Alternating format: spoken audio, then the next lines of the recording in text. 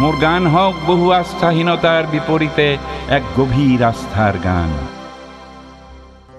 My songs demand a society to be casteless, classless, and to live in harmony, peace, progress, unity, and non-violence, to live the romance of life. প্রচণ্ড ধুমুহায় প্রশ্ন করিলে মোক তোমার প্রাপ্য কি কোয়া, মনৰ দুৱাৰ মেলি নিৰ্ভীক ভাৱে কলো তোমাৰ শক্তিখিনি দিয়া। বজ্ৰৰ গৰ্জনে বক্ষ উজাৰি কলে তোমাৰ কাম্য কি কোৱা, মই কলো বজ্ৰ তোমাৰ শক্তিশালী উদাত্ত কণ্ঠ তেতিয়া।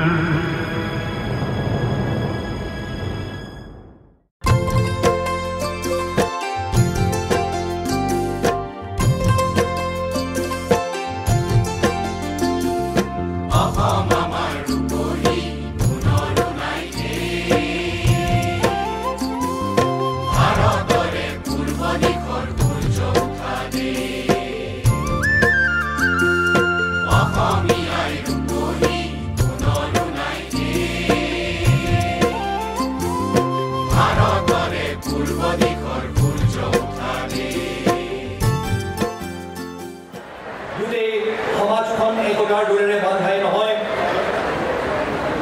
আমাৰ অসমখনক তথা অসমীয়া সংগীতক বিশ্বৰ প্ৰেক্ষাপটত যিজন ব্যক্তিয়ে চিনাকি কৰি দিবলৈ সক্ষম হৈছিলে, আজি সেইজন ব্যক্তিৰ শতবাৰ্ষিকী আমি পালন কৰিবলৈ আগবাঢ়িছোঁ।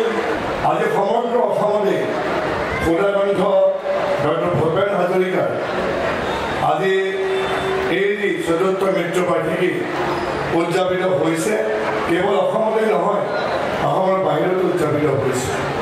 এই ১০০টা বছৰ ১৯০১ চনৰ পৰা ২০০০ চনলৈ এই ১০০টা বছৰৰ ভিতৰত আমি বিষ্ণু ৰাভা, জ্যোতিপ্ৰসাদ আগৰৱালা আৰু ভূপেন হাজৰিকাক পালোঁ। পুনৰবাৰ সহস্ৰ প্ৰণাম।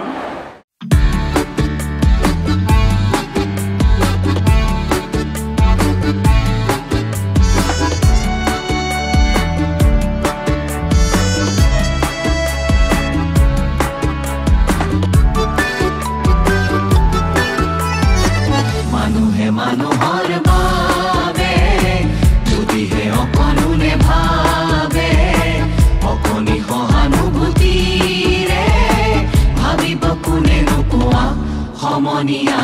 মানুহে মানুহৰ বাবে যদিহে অকণোনে ভাবে, অকণি সহানুভূতিৰে ভাবিব কোনে নোকোৱা সমনীয়া।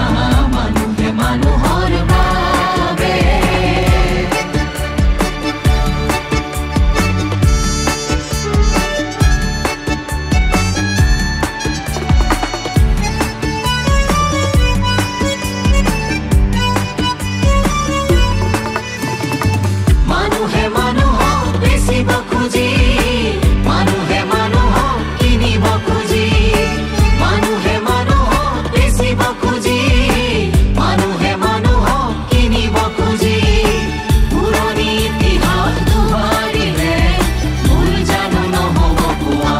সমনীয়া।